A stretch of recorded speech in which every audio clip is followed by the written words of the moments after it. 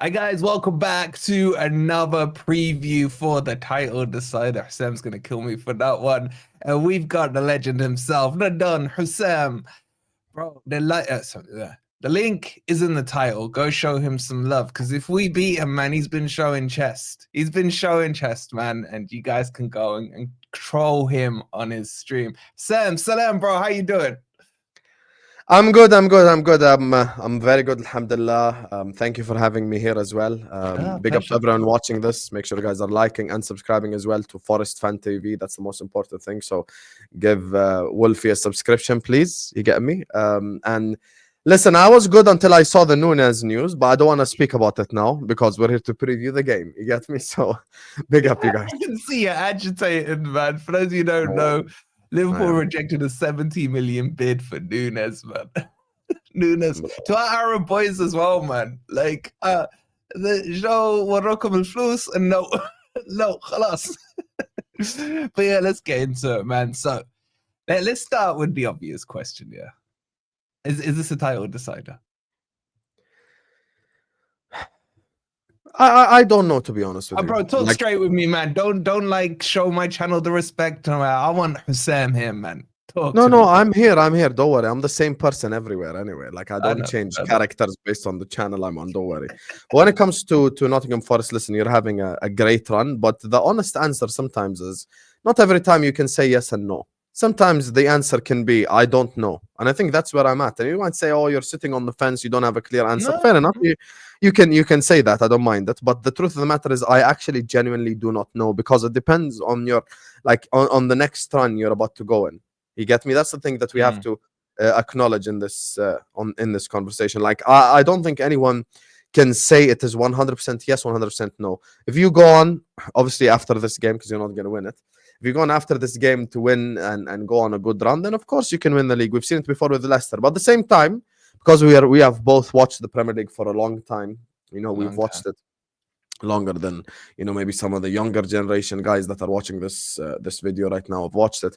We have seen this before with the likes of West Ham. We've seen it before with the likes of Leicester, not the year that they won it. We're talking about the other year where they were like in the top 4. I remember after the Club World Cup, I'm pretty sure you probably remember that game because it's somehow like a little bit of an iconic Premier League game. We came back from the Club World Cup, went to Leicester. I think they were like 2 points behind us or something like that.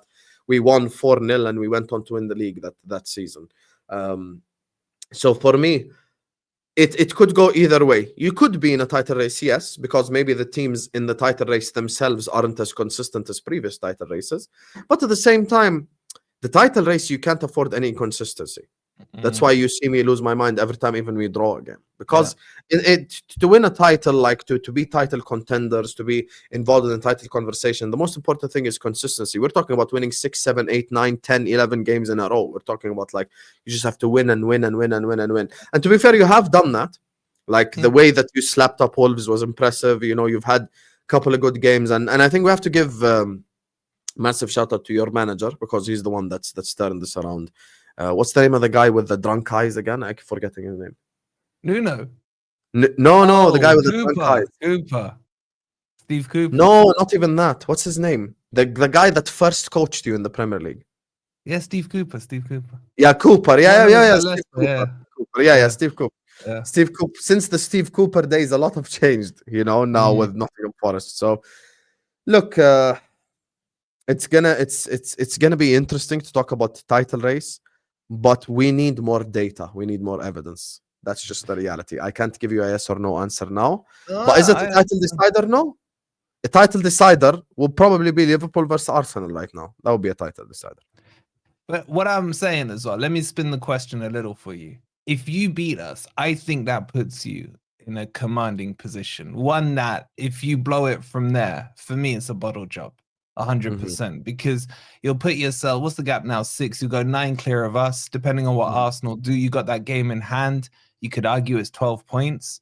That's getting to Newcastle levels if we're going, back in the day now. That's a big lead. And I think like this one, there's a lot of pressure on Liverpool. You win this, I think, whip the trophy out, man. It's done. Or do you think Arsenal will still get it together? Yeah, but I don't think the game tomorrow is not going to identify the rest of the season because we have difficult away fixtures. It's not just Forest. We have to go away to Villa. We've got to go away to Brentford. Brighton. We've got to go away to Brentford. We've got to. There's many tough fixtures we still have remaining, and we have to do our thing. I feel like a lot of times in title races, people look at what other clubs do. Oh, look, they dropped points here. Oh, look, they dropped points there. Oh, look, he's done this. He's done that. But at the end of the day, I'm being serious. Like I just don't know, man. I just don't know. Like it's you have to do your own thing. Like what? Yeah. So if Liverpool draw tomorrow and then Liverpool win the 12 games after that, we do go on to win the league. You know, Yeah. so it's just not one result that changes everything. We have to be consistent about this. I think you have to have consistency. I think you need to go on a winning run. I think you need to do what's required of you. You know, so. Yeah, that's what I'm saying. Well, what are you saying about your form? If we look at the league form, it's probably, I mean, it's not a long inconsistency, but by the standards you've set this season, you know, you've not picked up a win in your last 2 league games. You've had the draw with Man U. Sorry, not even in the league. I'm talking, you've got the cup game with Spurs that you lost. Is there a slight concern there that this form? I know you beat Accrington, but you know, I think your youth team would have beaten Accrington. You know what I'm saying? Our youth team did beat Accrington because that's who played. I know there was still a few kind of first team players that got a few minutes in there, but did that? I use the word very loosely when I say that inconsistency in the last couple of games before that. Does that put slight doubts in your mind? Would you have liked to come into this, you know, having hit a few dubs in a row, or are you just okay with it? The doubts came after Man United because the performance was disgraceful, to be honest with you. As a performance, like, you know, result aside, obviously the result is disgraceful, but the performance was even worse. Like Trent, obviously, in that game didn't come up like shining from that game because he was just walking around, you know, nonchalant gimmick, and it's just that's the thing that I just didn't like in a Liverpool Man United game. But at the end of the day, look, I back Arne Slot in this specific game because he's mentioned it. He's so rattled by Nottingham Forest. He's so rattled. You do know, even at Feyenoord last season, he's won every game in 2024 except Forest. Literally, even when he was Feyenoord manager. So he's completely like rattled by this game. From his mind, this is his World Cup final. This is his Champions League final. This is his moment. You know, he wants to beat Nottingham Forest so badly. That's why I guarantee the win on my channel. I'm very confident in the game tomorrow. I think like he's just mentally so prepared for it, for the disgusting, nasty low block you're about to play. We're ready. Don't worry. We are ready. Low block. ما بين a low block and the mid block, man. There's a big difference. There's a big difference, bro. Can you stop moving like the Arsenal tacticals? Low block, mid block, high block. Who cares? It's a block anyway. You have to break down. So, yeah. But do you think though that I agree with you because he's mentioned it more than I have, man. I mentioned it for months after we beat you, yeah. But he mentioned it straight after the Man U result, likening their performance to Forest and what have you. Do you think he's coming in too much wanting to win it? Could that be, you know, a bit of a negative against it? Or do you think he's calculated enough that he can keep his composure, know that he wants this, but get it done in the right way? I really don't think Arne Slot is an emotional manager, if you would like that. I don't think he's an emotional manager or an emotional person to the level where he's gonna get like let this game emotionally get the better of him. Because listen, I know like Liverpool and Forest had like a form of a rivalry in the late 70s, early 80s, but like we have to be objective here. When a rivalry disappears for 30 years, it doesn't feel as fierce and like, you know, I know some people, maybe the older Liverpool fans and the older Forest fans will still have that feeling. I understand that, but like, let's say a 20-year-old Forest fan, he wouldn't have that animosity towards Liverpool, maybe like an older generation guy would. And the same thing with us. Like, you know, I sit here, I'm 29 years old. I've seen Forest for the first time in the Premier League for the last 2-3 years. So I don't really have animosity towards Forest like that. So this isn't like us going to Goodison or us going to Old Trafford or even Stamford Bridge, you know, a rivalry that has been there for the last 15, 20 years. This is maybe something more from the old golden era of both our clubs, to be fair, because probably came around the same. Yeah, but it is fierce between that golden generation. Like when you speak to the Forest fans who are around for those, you know, those wins, the one in the I'm gonna say Champions League, the one in the European Cup, and that there is some tension there, you know. But I agree with you. Like from my perspective, I grew up hating in the Premier League, Man U. You know what I'm saying? So I didn't mind Liverpool too much. Any team that could stop that scum, I was happy with. But there's a clear kind of, if you were there for those European days, there is on both sides. I think I agree with you. Yeah, of course. Mm. Like if you have a 50-year-old, 55-year-old, like maybe my dad's age, Nottingham Forest fan, he would hate Liverpool, and vice versa. Because I obviously do have like certain Liverpool fans, maybe from older generations, who watch me, and they tell me about the rivalry, and they say how much like they dislike Forest and stuff like this. But I've got to be honest, from my side, and I can only speak for myself, I haven't witnessed that rivalry. So I don't have that animosity towards them. And I think a lot of the new generation fans is the same thing. And I'm looking at like, this game, and I don't think it has that much emotional value right now. I think this is more tactical. This is breaking down a mid block. Happy now? Thank you. This is breaking down a mid block versus Forest on the counter attack. Chris Wood is in his R9 era this season. I have no idea what's going on. No one expected this. That's why Nuno Santo deserves credit. So it's going to be a very interesting game. But I think because he's so rattled by the game, he's going to win it tomorrow. Like, we're going to win it tomorrow. We're going to come out flying. Going to have our first good half of the season. First half we usually don't turn up. Second half is when we turn up. But yeah, we're gonna have first half that's actually good this time and win. And this is no disrespect to Nottingham Forest. I just think we're prepared this time. What happened in the last game, I think, was a masterclass from Nuno Santo, and at the same time maybe a shock to the system of Arne Slot and the Liverpool players. Because if you look at like the way Ipswich set up against us, the way Man United and I think it was Brentford set up against us the 3 games before them, it was completely different. Maybe we were allowed a bit of space, we were allowed freedom to attack because they don't know what Arne Slot's going to do yet, so they're trying to figure it out. But with Nuno Santo, he came with a plan, he executed the plan to perfection. Conor Bradley got twisted up by Hudson-Odoi. He had a fantastic finish. I haven't seen him finish a chance like that the whole season, but he did finish at that one. So yeah, it was an interesting game, but I think he'll come ready this time. I just want to ask you about Liverpool just quickly, bro, in terms of where you think the weaknesses are. For me, watching from an outsider looking in, I know Trent's had a lot of heat and everything, but I'm looking at the other side in Robertson. I'm starting to feel like his legs are going a bit. He's starting to go a little. I'm looking from the outside, bro. I just want to get it from a Liverpool perspective. Would you say that is potentially where Forest can get some change down that side? When you watch your club day in, day out, week in, week out, when a player is trash, and rivals never realize it until they see it consistently over a period of time. I wanted Robertson sold for the last 3 years. Robertson has been on a downward spiral, on a downward trajectory, and the guy he is no longer the left back that he used to be. There are people in the fan base, including myself, that would rather Kostas Tsimikas start. Had I said that 3 years ago, people would laugh in my face. I did say it, but now they're not laughing. They're agreeing now. Always be a leader. Be the first person to do something. Don't wait for other people to change their minds. The same thing with Darwin. I don't want to talk about that topipic now. But the same thing with Darwin. Obviously, he's off the books. Before he even became a Liverpool player, I said I don't want him. And now it's cool to say that, Darwin Núñez should be sold. It is what it is. But for me, with Robertson, you're completely correct. That's a weakness. Trent, I'm not even going to say 50-50 because I feel like that would be a misrepresentation. 90% of the games this season, Trent has played well defensively. 100%, like 90% of them, he's played well. Even the goal that you scored against us came against Bradley. He wasn't even against Trent. Like 70% of the games, 80% of the games, even against tricky wingers like Leao and others, like he held his own, he defended really well.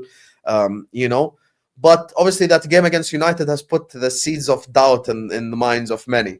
Would I rather start Bradley or Trent in this game? I'd rather start Trent because he's the experienced one.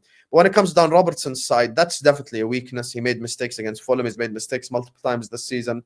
And I just don't think he's good enough for this level or what we're trying to accomplish right now. Yeah. What do you think the front three will be? Because you got options there. I know Jota's back fit now, but is he going to go Diaz, Gakpo on the left? What do you feel the setup will be when it comes to the front three? Is going to be the 3 players who didn't play against Accrington Stanley. It's going to be Salah on the right, it's going to be Gakpo on the left, and it's going to be Diaz down the middle. Núñez played 90 against Accrington Stanley. Couldn't score against them, by the way. Chiesa played 45 minutes against them, obviously getting his fitness up, scored a goal as well. Great goal. And Jota actually played as well for most of that game, or 90 minutes, if I'm not mistaken. So I would assume he wouldn't play. So I think he's going to go with the front three that's probably been the best for us this season, which is Diaz, Gakpo, and Salah. Interchangeable, a bit more fluid. So yeah, because if we're going to put like a, you know, like a traditional line, if you would like, that's bread and butter for the Forest defenders. So it wouldn't help us in any way, shape, or form. And from what you've seen of Forest, who are you worried about? If anyone, bro, because you're confident about tomorrow, man. I can be confident, but still wary. I mean, I'm not. I know. Yeah, I'm not talking about Forest like they're bombs or anything. You're having a fantastic season. Of course, you're having a fantastic. The game against Wolves, where I was like, whoa, they could be serious. If you beat us tomorrow, then I will know for a fact you're serious. But obviously, with Forest, I'm gonna say like the two people I'm worried about the most, and then I'm gonna give you the name of a player that I'm worried about, that I might shock you with me saying I'm worried about him. Yeah. First of all, obviously, you've got to, if you're playing Forest, you got to keep a lookout on Gibbs White and Chris Wood, 100%. Those two can combine, link up together, you know, with the crosses as well from the wingers. Chris Wood can beat probably any center back on his day in the world, like to a header, you know. It's funny because last season when I was watching Nottingham Forest against Manchester City, I obviously wanted City to lose that game. Chris Wood missed about like 10 sitters. I know I'm exaggerating a bit, but he did miss a lot of sitters that game. He missed one this season as well against them. He supports Man City. That's probably why. Probably. And the other player I'm worried about a little bit, and this is more like because he's so hit and miss, he could be really hit against us, and that's Elanga. Yeah. Elanga's so hit and miss. Sometimes you watch Elanga and you're like, who's this like next, you know, I don't know who, insert a good winger. And then you watch him the other game and you're like, Elanga's really mid. Like I just can't make my mind up when it comes to him. But he's hit and miss, and hit and miss players worry you because sometimes they hit in the big game, and then you've got a lot to worry about. Now, you know what, bro? Your knowledge is bang on, because for me, Elanga has been poor for 2/3 of the season.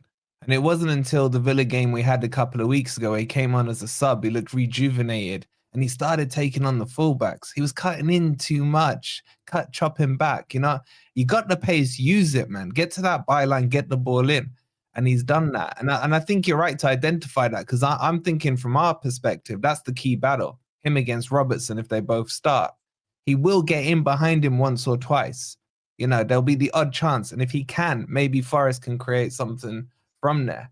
I think you're right. This is going to be a tactical battle. Is Slot going to play into Nuno's hands? Are Liverpool still going to be that front foot team pushing forward, maybe falling into a couple of the traps? And if they do that, can Forest sustain it? Can Forest hold it out with our defense? You know, it could be an interesting game. It's very important who scores first tomorrow. Yes. Very important. Yeah. Who scores first, I think probably is very important, specifically in tomorrow's game. You're bang on. You're bang on. We go 1-0 up.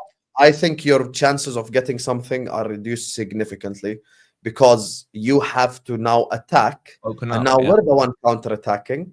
Good luck, mate. So I agree. We've gone ahead, I think 12 to 14 times in the 20 games so far and won most of them. So we come out, somehow we get an early goal, usually in the first half. But you're right, the first goal dictates how it goes. It could be Forest get the first goal, ends up in a draw, or a Forest win. If you get the first goal, you may then get 2 or 3 because we have to open up. So I agree with you on that, bro. Well, how are you calling this then? How are you calling this? Predictions wise? Yeah. I'm gonna tell any neutral that's watching this video, don't tune in for entertainment value. It's not gonna be an entertaining game. It's literally gonna be a tactical battle for me. I think this ends the reverse score of the other fixture. This ends 1-0 to Liverpool. Salah winner. Salah, huh? Masri. Masri's gonna step up, man. King of Egypt. Let's go. Bro, listen, it's been an absolute pleasure having you on, man. Guys, the link is in the title to Don Husam. Make sure you go check him out and subscribe. And let's see if he's right about the way. I'm saying 0-0, bro. I'm saying 0-0. We're gonna. I could see that happening. To be fair, Milenkovic, bro, my boys holding the fort down, and inshallah, man, we'll see how it goes. We'll see. We'll see. Yeah. Guys, make sure you hit that like. Make sure you've subscribed. We'll see you on the watch along later on. Come on, you Reds.